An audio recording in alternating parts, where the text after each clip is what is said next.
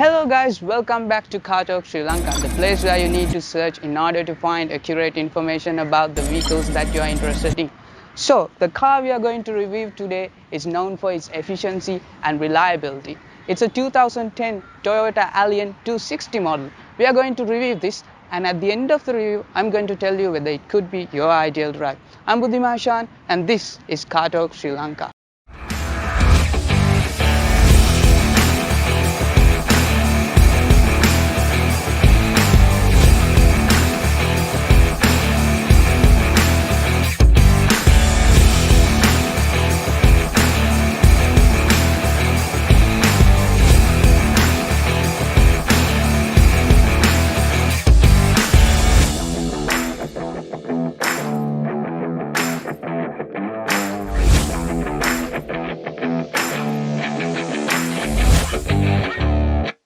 So for a change, let's begin this test with our driving review, starting off in town. So the first thing you notice is you get a good visibility from the front, and there's a little bit of blind spot from A-pillars, but that has to be expected from all cars. It's not terrible, and the visibility from the rear window is also not bad. So NVH levels of the car, well, you don't hear much of the outside noise, but you still feel the vibration, especially when you are going over a bump. When there are potholes in the road, you can feel them up to some level, but it's not terrible. Brake feeling, well, they are okay. And in the front we get disc brakes, and in the back we get drum brakes, so they have a very good stopping power. Suspension, well, I have to say it deals with bumps really good. It's comfortable.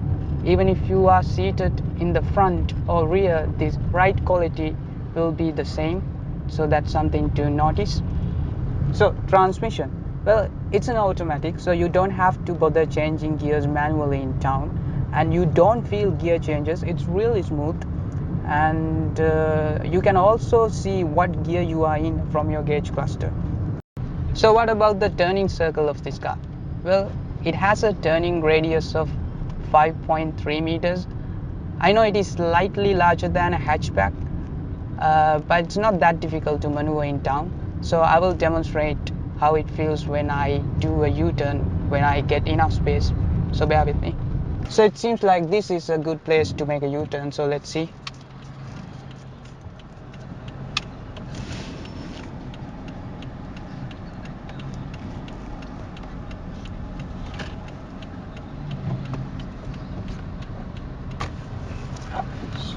So yeah, the turning radius of 5.2 meters. It's not that difficult.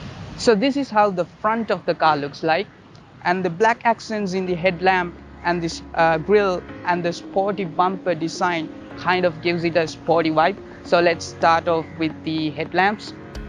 So the lights you see here are halogen light, and if you want you can upgrade them to LED, and you can also see indicators here, and you also get a fog light here. And this is the grille that has been provided, and the badge you see in the middle is not the Toyota badge, it's a badge unique to this car. And this car has a ground clearance of 160 millimeters. So I know it's not a lot, but it's not a problem as well, as long as you can be careful when you are pulling in and out of parking stations. So if you look at the engine options available for this car, you can get it with a 1.5 liter engine, 1.8 liter engine, or a 2 liter petrol engine. But the most common engine type that comes to Sri Lanka is the 1.5 liter petrol engine. But that is not the engine this car has. It has a 1.8 liter petrol engine, which makes about 125 horsepower and 163 Newton meters of torque. So it's a very reliable engine. Let's see how it performs in our 0 to 60 test. So now let's see how this car performs in the 0 to 60 test. So I'm going to go 3, 2, 1.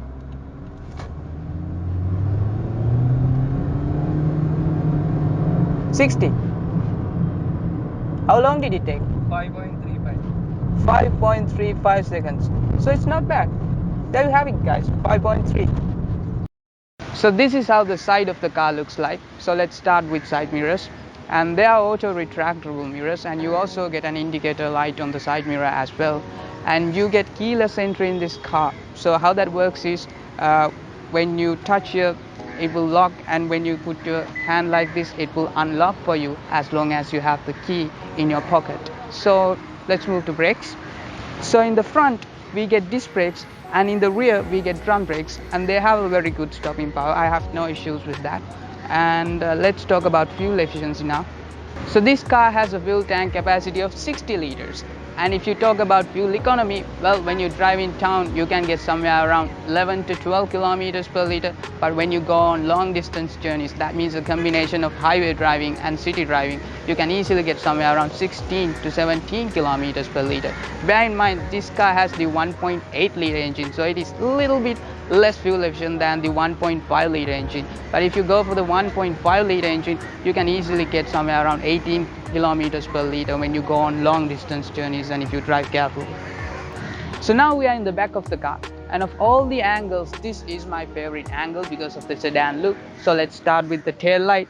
So we get all our lights here, the reverse light and the parking light, brake light and the indicators. And we can see the Toyota badge here, unlike the badge in the front, which was a unique badge to the car. And we get the 1.8. That indicates this car has the 1.8 liter engine, in other words 1800cc engine.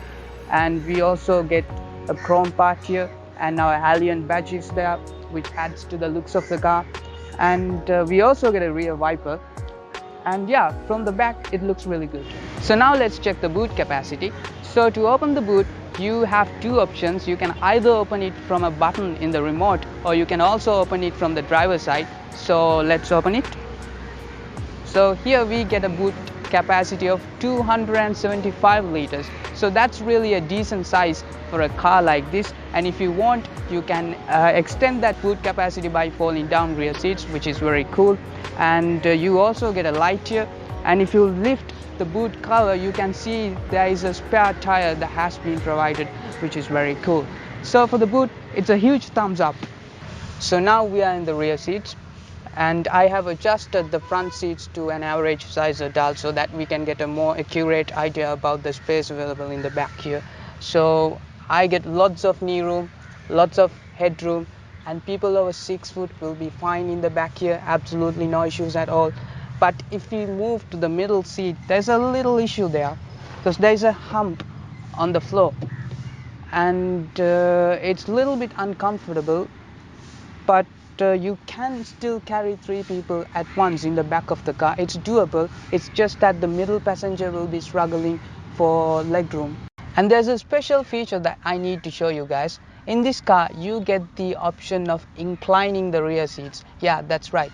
So when you go on long distance journeys, it provides you a really comfortable position. So let me demonstrate it for you.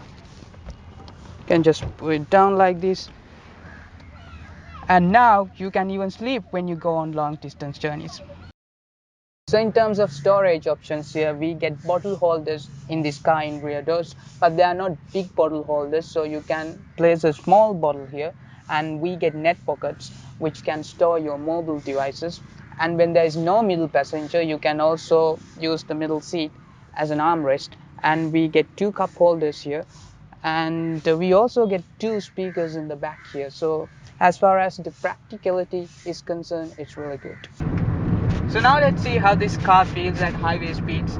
Now I'm doing 70, and you will feel that the tire noise and wind noise is really good, considering this is a car manufactured in 2010. I don't hear much of the outside noise, I mean even at this speed, so that's something good. And the car feels stable when you change lanes, so that's cool. So now let's check the acceleration. Now I'm doing 60, so let's see how long does it take to reach 80. So this is like the full throttle, and yeah, 80 already. So this car has the 1.8 liter engine that has 125 horsepower, and it has a torque of 163 newton meters. So I don't see any concern as far as power is concerned. So overtaking at highway speeds will not be a problem. It has decent pulling power, and the NVH levels are also very good. And don't forget, you can incline the seat when you go on long distance journeys for rear passengers. So it's a really nice car to go on long distance journeys. So now I'm in the front of the car, and if I'm to talk about the build quality, it's a combination of fabric, some wooden parts, and some chrome parts as well. So the fit and finish of the car, even as a car which came in 2010, it's really good, and I have no complaints about that. So let's start with the steering wheel. So it's a multifunction steering wheel. That means you get both tilt and telescopic adjustments. And as far as the display is concerned, it's a combination of an analog dial and a digital display. So in the door we get door bins even in the front, so that's really cool. And you can see all of your controls in the door, and we get window power buttons. So they are all auto window power buttons, so that's something cool. And you get all your mirror adjustments here, and we also get 4 speakers in the front here, and remember we get 2 in the back, so altogether we have 6 speakers. And as far as the infotainment system is concerned, I'm not going to talk much about that because you can upgrade it with a new infotainment system whenever you want, and the sound quality overall is really good. So now let's check the front storage. So we get a massive glove box here, and we also get an area to store your stuff under the armrest, and we also get a storage area here, and an area to store your coins here. And as I previously mentioned you, we get door bins in both sides of the front doors. So yeah, even in the front, practicality is really good. So front seats, they are really comfortable, so I have no complaints about that. And I have lots of knee room, lots of headroom, and you can adjust the knee room and leg room. So if you want to adjust the leg room, there is a bar down here. You can lift it up and slide it backwards and forwards like this. And if you want to change the angle of the seat, you can do that as well. So there's a lever, you can lift it up and recline it all the way back if needed like this. And yeah, as far as seats are concerned, it's a thumbs up.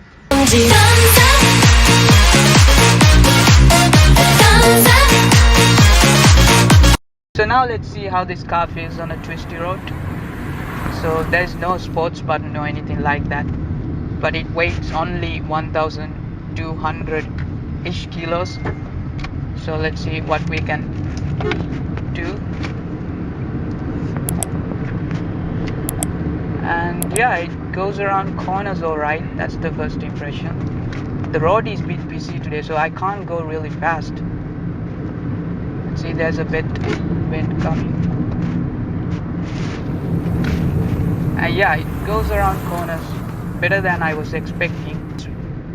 It's decent around corners, and the steering wheel is very accurate. So you turn the steering wheel like 1 centimeter and the car turns. Yeah, I have no complaints about the way it handles, and it handles good enough for what it is. So as I said in the beginning, this car has an efficient yet a reliable engine, and the interior is decent as well. So now let's go for my final verdict.